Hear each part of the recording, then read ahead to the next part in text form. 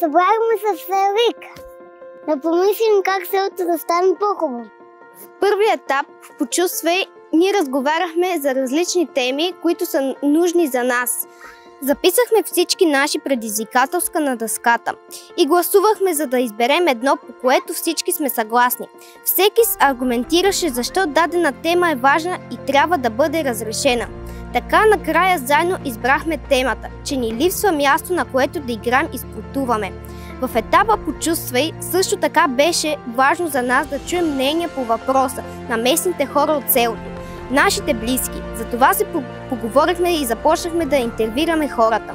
Събрахме мнения и добри съвети. Бяхме много щастливи, защото видяхме, че всички са насреща и могат да ни помогнат. Втория етап, представи си, всеки даваше идеи и ние накрая стигнахме до една идея. Това беше спортната площадка на село Лик.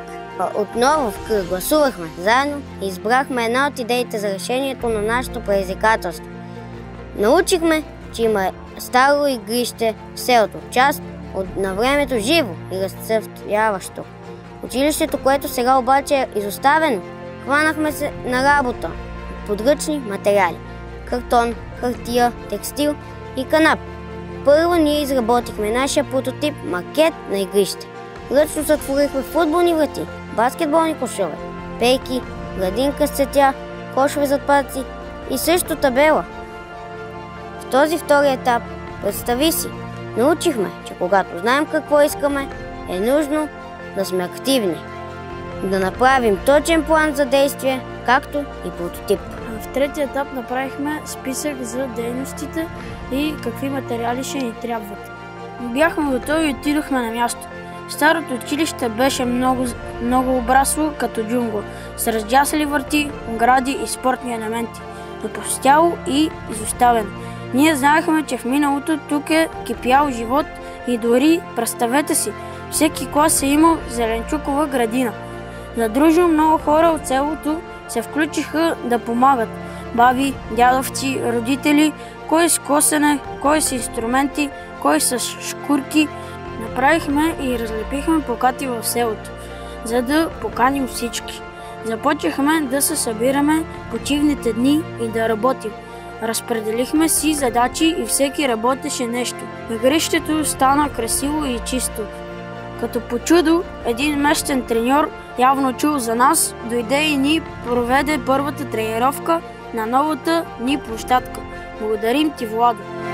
Знаем, че когато си споделяме информация, ние по този начин се вдъхновяваме. Също така отидохме с нашия прототип и план в община Мездра и представихме проекта си пред местната власт. Казаха ни, че ще се опитат да помогнат до година. Мечтаем нашето игрище да е истинска настилка и да има ограда. Защото когато сега играем с топката, отива в съседите. Ще продължим да търсим подкрепа. Споделихме на местната телевизия. Споделяме нашия успех в Международния форум във Видин. Представяме успеха си на национално ниво в София на форума в Регионален център за съвременно изкуство. Радост е да споделим, че представяме проекта си на Световна детска асамблея в Индия 2023 година. Глобална среща с деца от 40 държави от цял свят, които правят малки стъпки за едно по-добро бъдеще. Научихме, че има много нечути мечти и че те могат да се сбъднат в 4 лесни стъпки. Почувствай, представи си, направи и сподели. Всички деца заслужават и всяко дете може.